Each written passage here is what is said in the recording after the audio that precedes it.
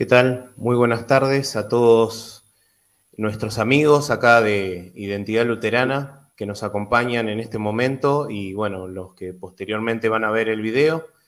Les pedimos a todos, bueno, que como siempre, que se suscriban a nuestro canal, que nos sigan apoyando. Muchas gracias por los que siempre están y comentan y piden temas en particular.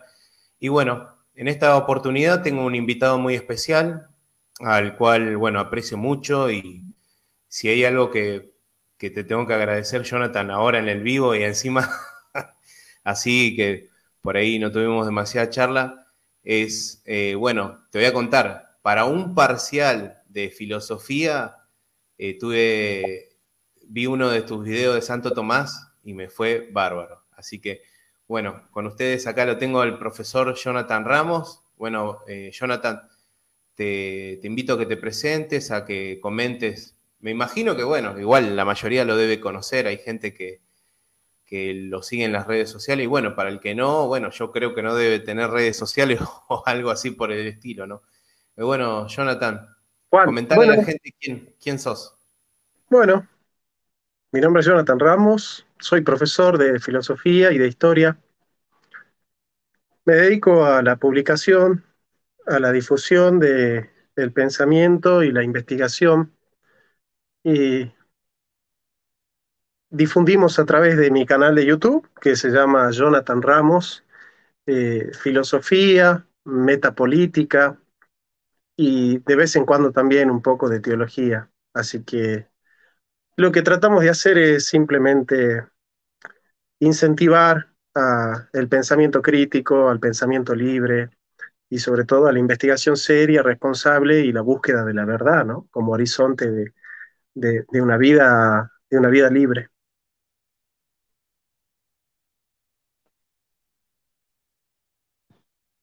No te escucho, no sé si es un problema mío. Sí, no, ya está, ahí Bueno, está.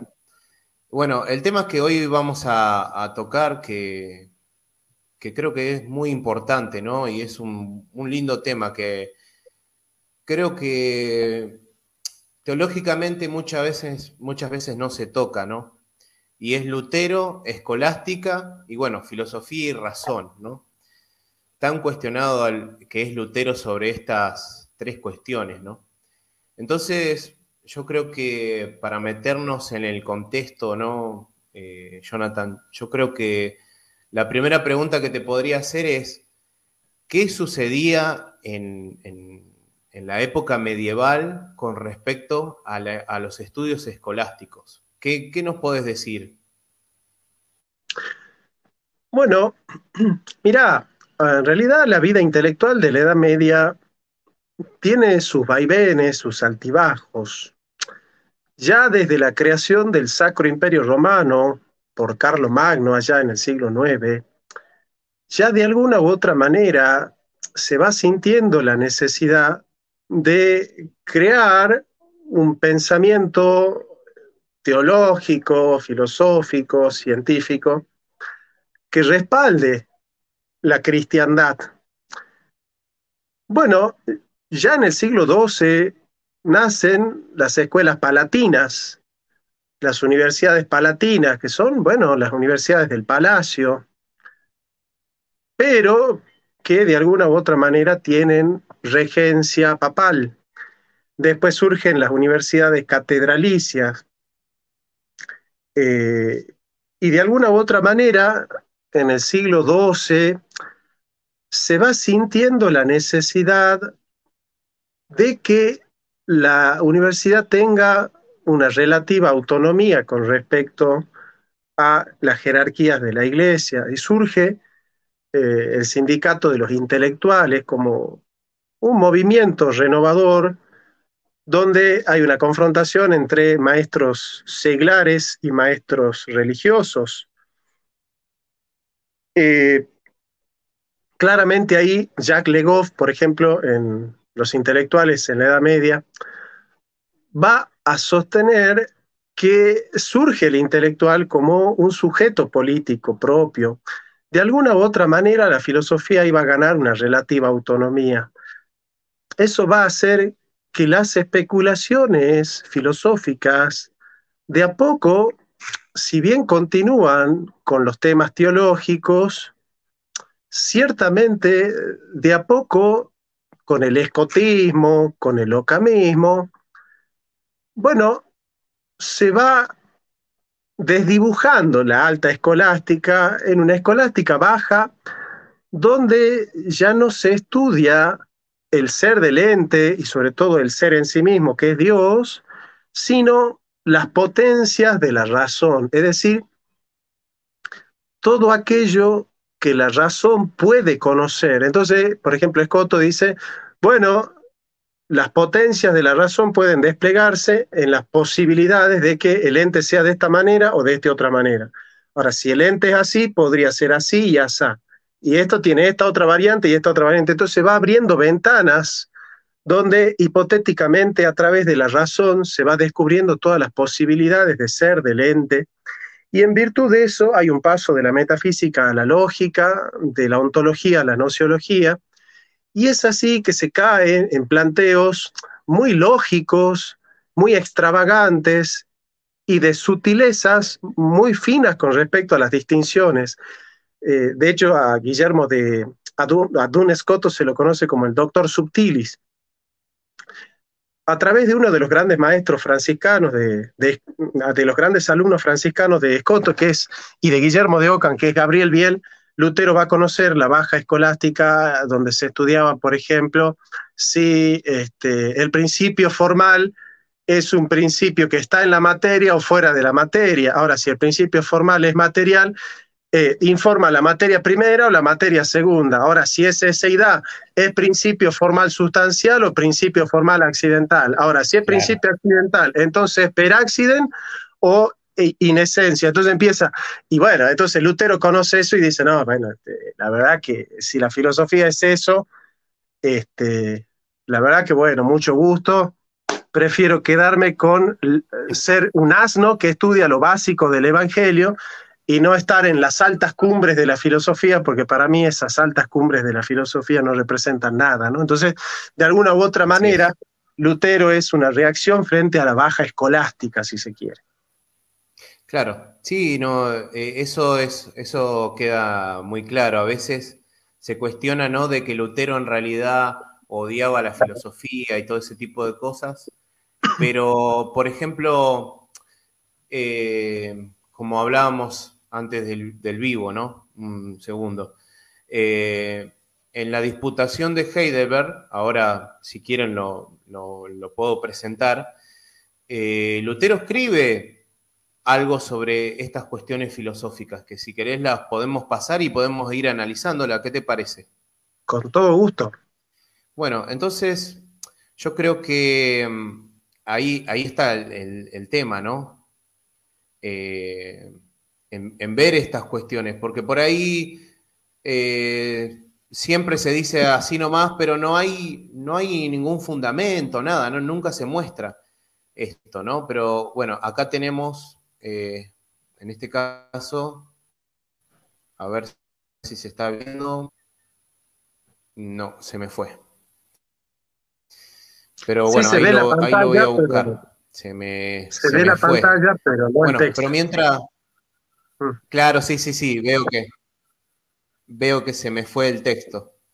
Pero bueno, eh, mientras voy a buscar el texto, pero en esa disputación de Heidelberg habla sobre dos cuestiones fundamentales, ¿no? Sobre teología y filosofía.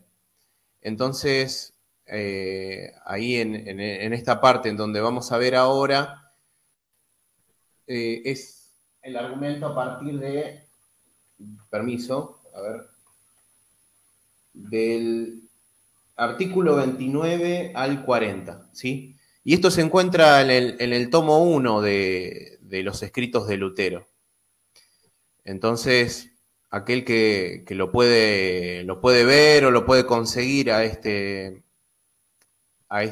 tomo, lo puede leer directamente desde las fuentes, ¿no? Y no decir algo que dijo otro, ni nada por el estilo, ni tampoco ver que solamente estamos hablando así nomás, así, sino con un libro de por medio, ¿no? Que esto es muy, muy importante. A ver, se me está yendo. Obra de Lutero Martín. A ver,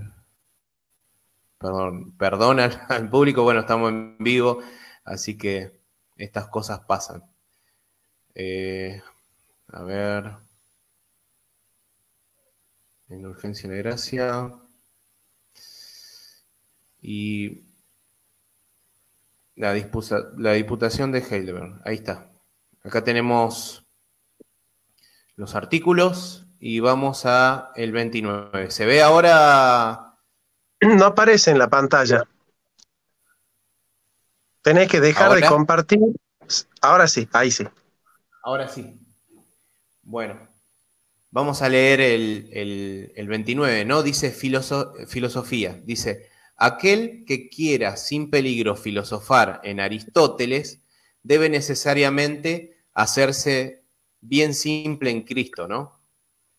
Y acá dice que, bueno, ofrece para leer Primera de Corintios 3:18.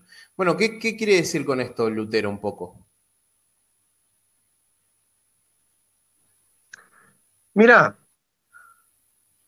a Lutero hay que tomarlo como un pastor y no como un filósofo, porque Lutero de filosofía no sabía casi nada. Es decir, Lutero no es autoridad en filosofía y no tiene por qué serlo tampoco. Claro. Él es un maestro de la palabra y de alguna manera él no desconoce las potencias de la razón, pero se da cuenta que Aristóteles es peligroso porque Aristóteles siempre estuvo presente en la escolástica y para Lutero la escolástica es la vanidad de la razón que especula sobre sutilezas y se olvida de la simpleza del Evangelio, ¿no? Entonces, de alguna manera, Lutero, que tiene un pensamiento muy dialéctico, muy paradójico y muy dicotómico a veces, hace una dialéctica entre la simpleza del Evangelio y la complejidad de la filosofía. Entonces él considera que la teología de la gloria se hace pomposa, se hincha por sus obras, y una de las obras en las que se glorifica la teología de la gloria es la filosofía, ¿no? Entonces, de alguna manera, Lutero no se está preguntando tanto por el contenido de la filosofía, sino por el tipo de sujeto que crea la filosofía cuando se entromete en la teología. Entonces, lo que dice Lutero es que hay que emanciparla a la razón, que hay que secularizarla a la razón, que la razón sirve para las cuestiones de este mundo, la razón filosófica, la filosofía sirve para conocer las cuestiones seculares de este mundo, pero a la hora de hacer teología hay que dejarla a la filosofía en paz. Eso es un poco el centro del pensamiento de Lutero. Claro. Sí, mira, me llama la atención esto lo que dice él, ¿no? Dice, Aristóteles reprende y ridiculiza injustamente la filosofía de las ideas platónicas, la cual es mejor que la suya, ¿no? Como puede ser que Lutero era más neoplatónico, por así decirlo. Claro, lo que pasa es que Lutero está formado en el neoplatonismo de San Agustín.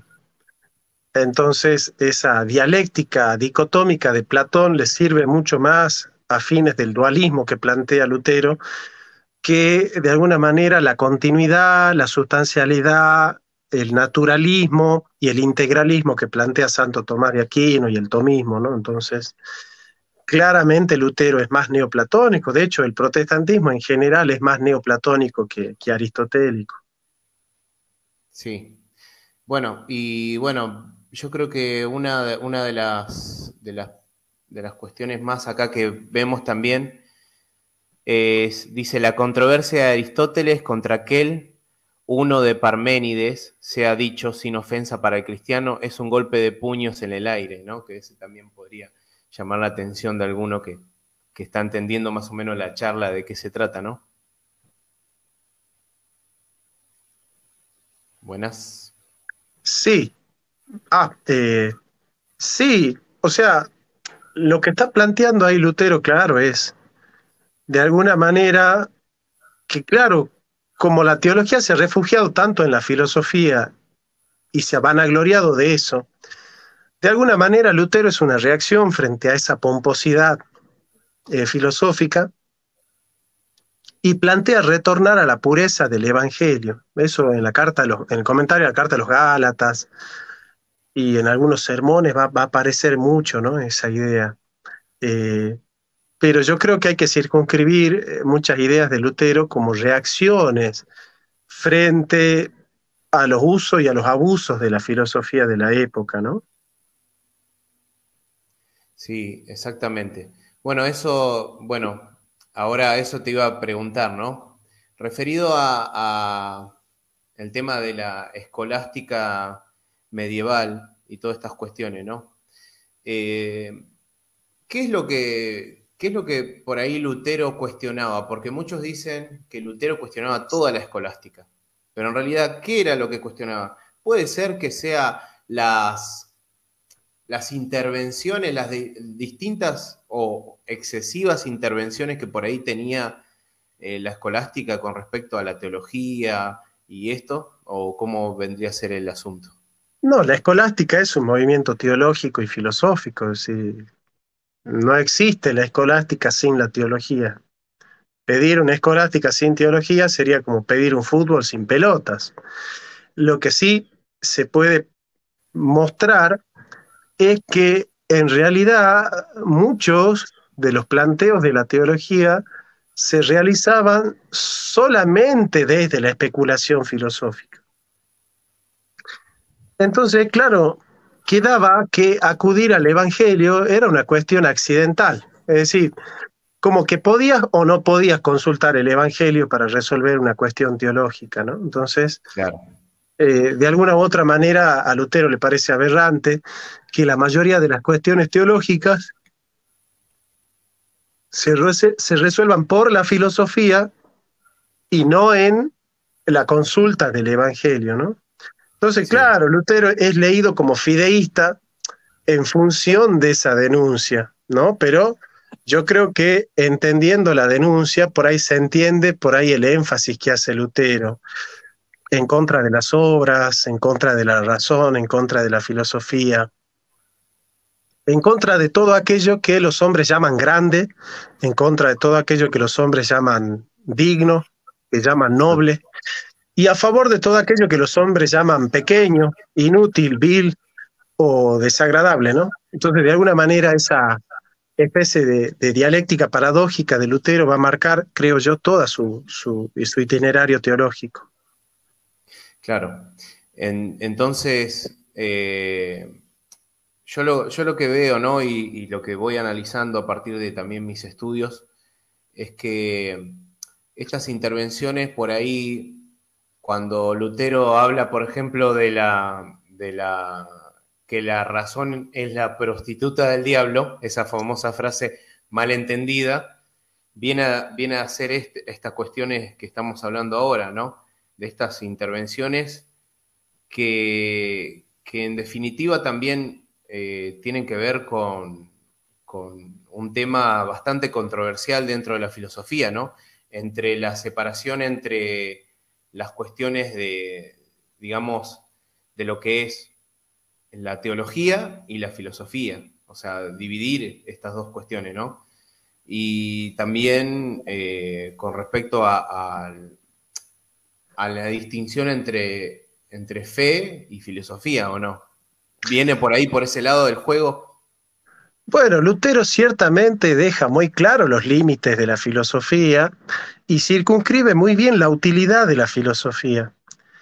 Lutero va a dejar en claro que todo aquello que se pueda conocer filosóficamente de Dios no sirve más que para ensanchar el ego del hombre, pero de ninguna manera nos lleva a un conocimiento significativo. Hay que recordar que para Lutero el centro del mensaje del Evangelio no es conocer a Dios para tener noticias de Él. O sea, Lutero dice, Dios no es un ente para el cual nosotros podamos hacer metafísica. No le interesa a Lutero hacer metafísica de Dios. Lo que le interesa a Lutero es el conocimiento salvífico de Dios. O sea, conocer a Dios para saber que Él es el primer motor inmóvil, pero irte al infierno hay que ser muy estúpido, dice Lutero. Digo, ¿de qué te sirve saber que Dios es el primer motor inmóvil si te vas al infierno? Claro, claro, Entonces lo sí. importante para conocer a Dios es que Dios es un ser que salva, y conocer a Dios es conocerlo como Salvador y como Señor. Y es en función de esa centralidad de Dios como Señor y Salvador es que Lutero va a circunscribir su teología como, Lutero dice, la teología es cristología y la cristología es taurología, es discurso de la cruz, es teología de la cruz. Entonces, de alguna manera, la mediación de la cruz va a ser central a la hora de que la razón puede especular sobre Dios. Entonces, de alguna u otra manera hay un cierto fideísmo cristológico en Lutero, pero bueno, está dentro de los intereses teológicos que él tiene. Lutero no rechaza el uso de la razón, de hecho nadie puede acusar a la Reforma de ser irracional, Claro, justamente porque es la Reforma la que ha creado el mundo moderno, la que ha creado la ciencia moderna, la filosofía moderna, la técnica moderna, la ciencia moderna, las revoluciones modernas, la Revolución Francesa, la Revolución Industrial, el liberalismo, el modernismo, la Ilustración, y todos esos son fenómenos que pertenecen a la Reforma protestante. Entonces, si todas las universidades modernas fueron protestantes, si los grandes filósofos modernos fueron protestantes, si las grandes universidades son fundadas por pastores protestantes, si todo el desarrollo tecnológico y científico fue hecho por protestantes, y yo creo que acusar a la Reforma de fideísta y de estar en contra de la razón es un poco estar medio desinformado. claro, sí. Aparte que a ver, en las universidades, como habrías dicho, ¿no? En las universidades más grandes y prestigiosas que tiene el protestantismo, se enseña filosofía. Y aparte, hay miles de carreras que tienen que ver con el uso de la razón y todo ese tipo de cosas, ¿no? No, es que en la universidad no se puede no usar la razón, no existe universidad donde Obviamente, te digan, che, mira, acá tenemos muchísima fe y nada más. No conozco ninguna universidad que se estudie así. claro, exactamente.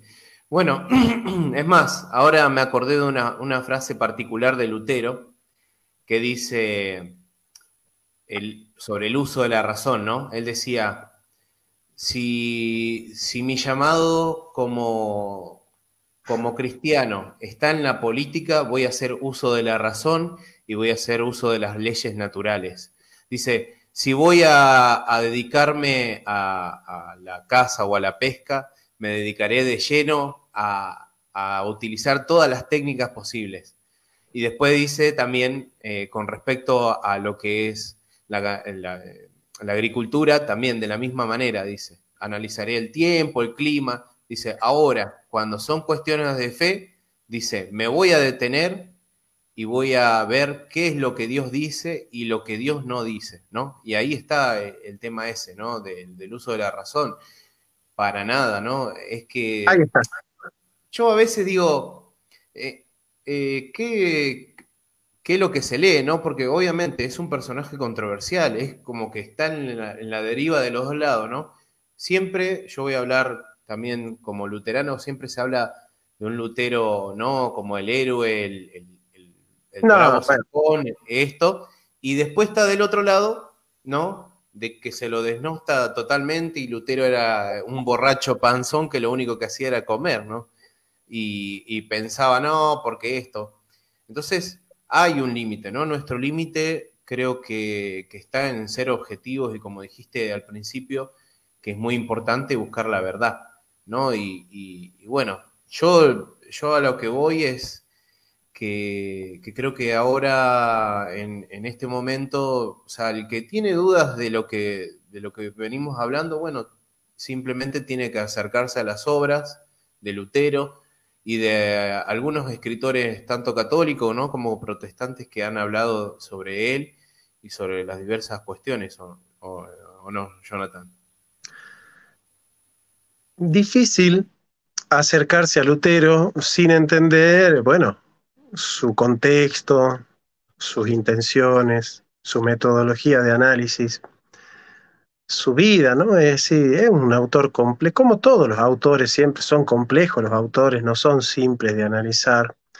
Aparte tienen etapas los autores, no es lo mismo el Lutero de las disputas de Heidelberg que el Lutero de Servo Arbitrio, el Lutero de las Confesiones de Augsburgo, eh, el Lutero de los comentarios a la Biblia, que es uno de los primeros, el Lutero que comenta el Magnificat.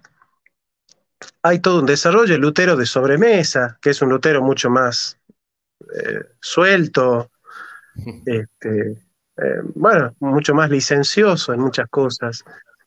Entonces, si yo tomo una carta privada que le escribe Lutero a Melanchthon y por una frase de la carta yo quiero analizar todo el corpus teológico de Lutero, y bueno, a mí se me tiene que acusar de ser una persona poco académica y poco seria, porque realmente que pretender que con una frase de Lutero se resuelve 90 volúmenes, porque Lutero es uno de los autores que más ha escrito en la historia de la modernidad. Entonces, Sí, resolver 90 volúmenes con una frase en una carta privada, nada, qué sé yo, no me gustaría ser alumno de un profesor que hace eso, digamos, ¿no? Entonces, creo yo sí, que hay que tomarse en serio, sobre todo por amor a la ciencia, no por amor a la reforma ni por amor a la verdad, por respeto al método científico, cómo es que un científico tiene que analizar las cosas, ¿me sí, entendés? Entonces, yo creo que, yo siempre digo esto, ¿no? Ni una defensa fanática ni un ataque compulsivo pueden ser tomados en serio. Y hoy ya claro, la mayoría de los grandes estudiosos prescinden de esos extremos, ¿no?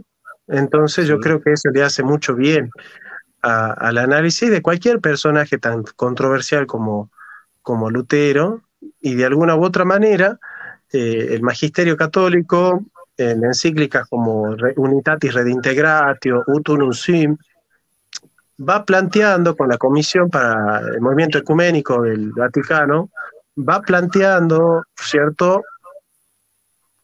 Ah, va planteando, bueno, un acercamiento a la reforma, un acercamiento un poquito menos desprejuiciado, un poquito menos dogmático y un poquito más reflexivo acerca de la figura de Lutero.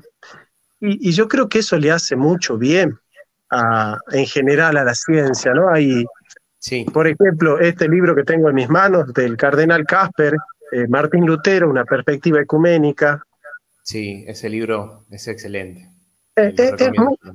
muy, es muy bueno y a mí me da pena, me da lástima ver que hay algunos católicos que parecerían no entender la dirección pastoral que le da el magisterio a las relaciones ecuménicas desde el Concilio Vaticano II. Parecería que ellos se quedaron con un catolicismo tridentino antirreformado preconciliar, ¿no? Sí, Entonces, totalmente, yo lo veo igual.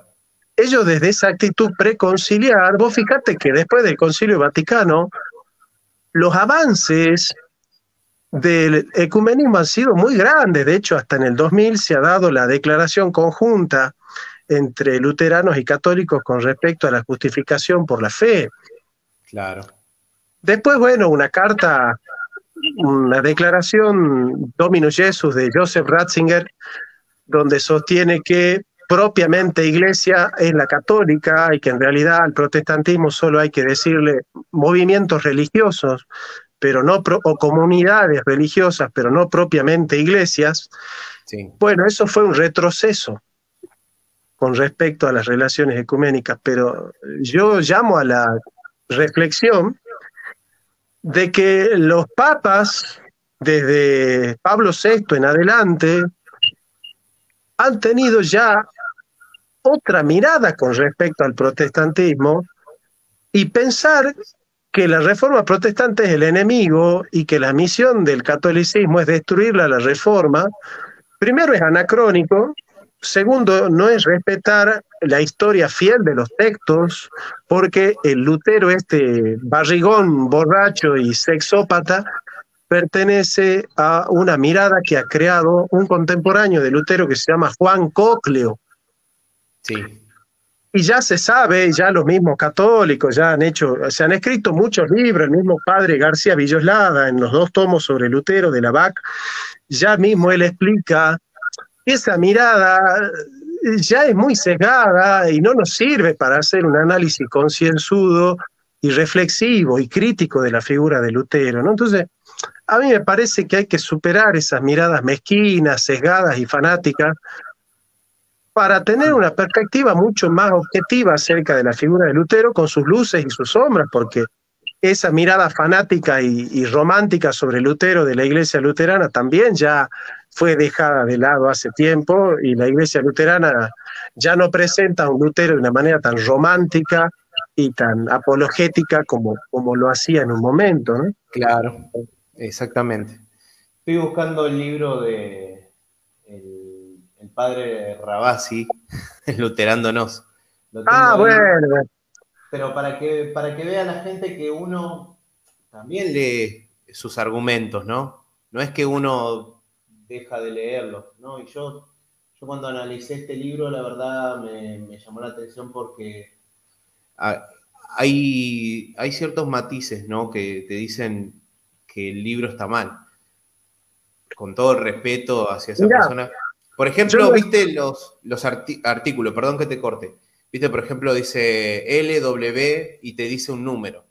El número está mal, porque las obras de Lutero, ponele, llegan al 50 en inglés.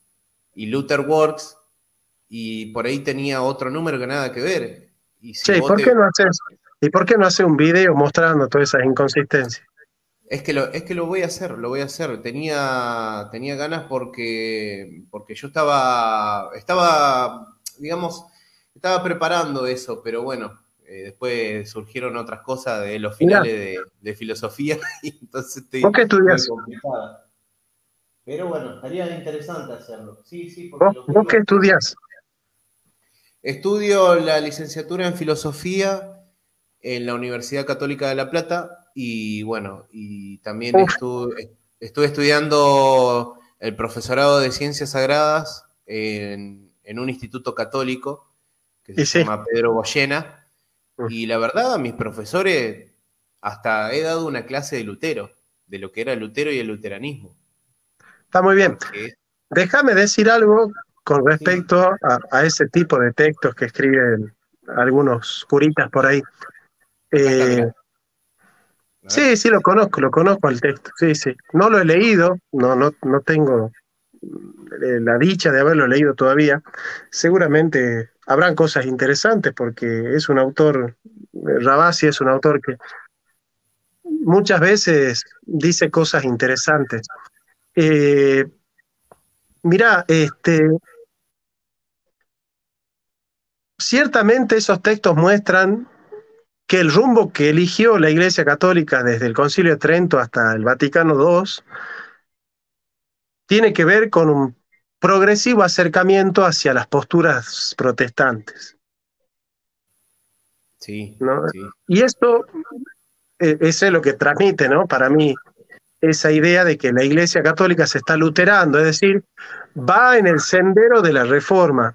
Entonces, claro, como ellos ya han supuesto que todo lo que hay en la reforma es malo y todo lo claro. que dicen los católicos es bueno, cada vez que la Iglesia Católica adopta una postura que era propia del protestantismo, es a priori seguro que está mal esa postura y seguro que la Iglesia Católica se equivoca. Entonces vos fijate cómo estos curitas de barrio parecería que están por encima del magisterio. Vos fijate cómo son católicos anticatólicos, porque ningún libro católico va a sostener que un curita de barrio está por encima de los cardenales, de la Comisión de los Derechos Humanos, que la Comisión de Ecuménica, que la Sagrada Congregación para la Doctrina de la Fe.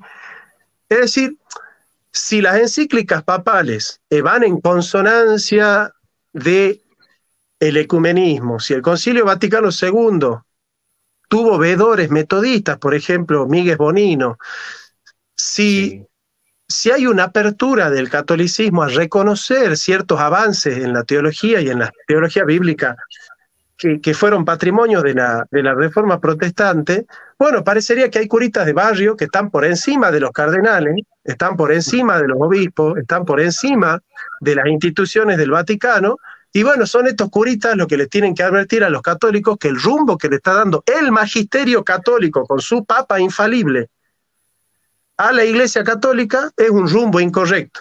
Entonces vos fíjate Claro, que en el fondo van a haber dos iglesias. La iglesia oficial, que es la que toma el rumbo de la reforma y del ecumenismo, y la iglesia de estos conservadores, sedevacantistas y lefebristas o pseudo lefebristas que niegan la orientación del Concilio Vaticano II, porque en el fondo son lefebristas, o sea, en el fondo son gente que niega la autoridad pastoral del Concilio Vaticano II. claro, En el fondo totalmente. son lefebristas. Y sí, y sí. Son protestantes, digamos, por así decirlo. Son protestantes ellos mismos, ¿viste? Protestan en contra del Concilio Vaticano II de su propio magisterio. Y sí. De hecho, vos Así fijate que que, yo tuve un debate con un famoso católico que no puedo decir el nombre, y al sí, no final él importa. dice, bueno, pasa que en el magisterio católico está lleno de masonería. Entonces, vos fijate que todas esas ideas que circulan en el fondo dicen, bueno, entonces la sede está vacante, sí. Y sí, Si los cardenales son masones, si el Concilio Vaticano II es moderno, y si el Papa Francisco es masón, y bueno, son sede vacantistas. Ahora, si son sede vacantista y este no es un papa, se terminó la sucesión apostólica. Ahora, si se terminó la claro, sucesión apostólica, ¿dónde está el catolicismo? Ya no existe el claro. catolicismo, entonces somos todos protestantes. Exactamente. Y bueno, ¿y qué va a pasar ahora, no? Cuando creo que se llama el dicasterio para la elección de nuevos santos o algo así, que van a elegir supuestamente a gente que ha sido de bien como una muestra o un ejemplo para los católicos, ¿no? Y según lo que habría leído, estaba ahí Lutero, Dietrich Bonhoeffer, y bueno, hay otros más, ¿no? Bueno, está Gandhi, etcétera, ¿no? Pero ¿qué va a pasar cuando digan Lutero el ejemplo? Ya lo han dicho con que Lutero era, digamos, testigo del Evangelio. Imagínate vos cuando digan, no, Lutero es el ejemplo que tiene que seguir el catolicismo de hombre, ¿no? De persona. Va a estar. Bueno, a ver, yo no diría que Lutero es un ejemplo Sí, por varias cosas, ¿no? sí, no, no, no, yo tampoco. O sea, yo como luterano te digo, no diría que Lutero es un ejemplo. El único ejemplo que seguimos los luteranos es Cristo. Nosotros imitamos a Cristo, no imitamos a Lutero. A mí no me interesa imitar a Lutero. O sea, No, no es mi modelo Lutero, no es mi modelo. Eh, de hecho, yo creo que Lutero estaría muy contento de que digamos esto, por así otro lado. es. Sí, sí. Entonces, creo yo que esta mirada antropomórfica de la santidad, de que hay que imitar a los hombres o de hay que pontificar las obras humanas y todo eso, es una mirada muy católica, por otro lado, ¿no? De Lutero. Sí, Nosotros los protestantes no necesitamos que el Wesley sea santo, casto y puro para admirar el movimiento metodista. No necesitamos que John Owen sea santo, casto y puro, no necesitamos que Calvino no haya volteado nunca un plato. Es decir, la reforma protestante va por otro sendero. Entonces me parece a mí que nosotros los reformados no podemos caer en la trampa de tener que defender a Lutero, porque si Lutero es malo, entonces la reforma no sirve. La claro. reforma es algo mucho más complejo que circunscribirse a la vida y a la obra de Lutero. Si vos sacás a Lutero de la ecuación, la reforma protestante camina porque no se circunscribe la reforma protestante a lo que hizo Lutero. La reforma protestante es un Sí, fenómeno histórico muy complejo, concomitante, que tuvo muchos orígenes en distintos pueblos y que no todos vienen de Lutero. Tampoco hay que hermanocentrizar la reforma protestante y pensar que todo nace y termina en Alemania. Me parece que esa claro. también es una trampa eurocéntrica que la misma iglesia luterana en Latinoamérica ha caído mucho tiempo. Yo estoy de acuerdo con una teología evangélica latinoamericana y redescubrir a Lutero desde Latinoamérica me parece que es un trabajo teológico importante. Sí, creo que es un trabajo que nos debemos todos, es verdad. Bueno, por último, creo que esto también es relevante al tema. Eh, Vemos vemos por ahí siempre que se dice, ¿no? De que las obras de Lutero tienen, bueno, muchas cosas controversiales, como por ejemplo, bueno, falta, digamos, malas palabras, etcétera, ¿no? Y yo creo que también eso nos debemos como latinoamericanos y también como hispanohablantes, ¿no? El tema de las traducciones, ¿no? Buenas traducciones, porque acá, bueno, de lo que yo llego a tener, ponele en total son como 30 horas de Lutero, pero están las 10 de Paidós bueno, y que se hizo ediciones La Aurora, bueno, algunas de Clie y eso, ¿no? ¿Vos creés que para nuestro tiempo, ¿no? Y ya ha pasado 500 años de la Reforma, es importante agarrar y hacer buenas traducciones de Lutero y, digamos, de más obras que faltan para, para conocer un poquito más en profundidad? ¿O vos creés que ya con lo que hay es suficiente? No, ciertamente para tener una mirada mucho más complexiva de la figura de Lutero es necesario contar con el aparato crítico de las obras, ¿no? El aparato crítico es el texto original en el alemán y todas las variantes textuales y todas las variantes filológicas y traducciones que hay y por qué se escoge esta y con qué criterio se escoge esta otra. Ese es un texto crítico. Me parece que falta la edición crítica en español, no la tenemos a la edición crítica en español. Para hacer una tesis doctoral sobre Lutero es necesario tener el texto crítico o saber alemán. Nadie puede hacer una tesis doctoral sobre Lutero si no tiene el texto crítico o lee en alemán a Lutero. No puede, no puede, Claro, no puede, eso es no se verdad. puede. Entonces es difícil académicamente y pasan estas cosas, que hay un curita que agarra una carta de Melanchthon o pone frases polémicas de Lutero en Google. Entonces aparecen tres, cuatro frases polémicas y ya se presenta el curita como autoridad en Lutero. Él es un doctor en filosofía y en historia y hay que escucharlo como autoridad porque él se leyó todas las obras de Lutero y él sabe que Lutero dice que las obras no valen la pena. Lutero manda a los cristianos a pecar y Lutero manda a la desidia y Lutero es un licencioso que manda una vida licenciosa. Este, bueno, es poco serio. Yo la verdad que necesito que mis enemigos sean un poquito más inteligentes porque sinceramente es muy aburrido cuando alguien pretende atacarnos con cepitas o con cebitas. No me divierte, no me divierte que alguien con dos frases de Google pretenda acabar con un hombre que escribió casi 90 volúmenes, ¿no? Entonces no, Sí, me, me parece que necesitamos adversarios un poquito más interesantes. y sí.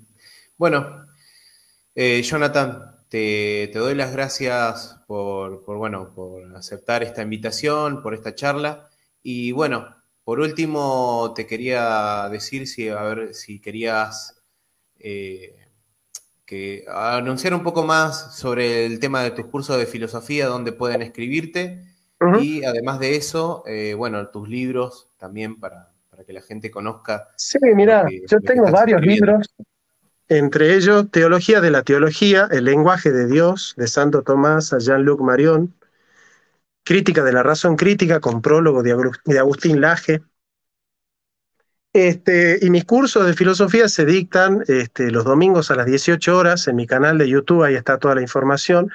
Nos pueden escribir a cursofilosofía@gmail.com, cursofilosofía@gmail.com. Y bueno, acá está, mira el otro de los libros, el de Crítica de la Razón Crítica. Este es un libro de filosofía, el otro es de teología. Y Sí. bueno, estamos muy activos, realmente estamos muy activos. Te agradezco por invitarme a este canal tan lindo, realmente, ¿no? Unidad luterana es un concepto que a mí me gusta mucho. Amo a la iglesia luterana y bueno, estoy acá para lo que necesiten. Voy a subir el video en mi canal también, así que Sí. seguramente los van a conocer a ustedes también. Y bueno, un fuerte abrazo y bendiciones para toda tu audiencia también. Bueno, listo, gracias Jonathan, bendiciones. Muchas gracias.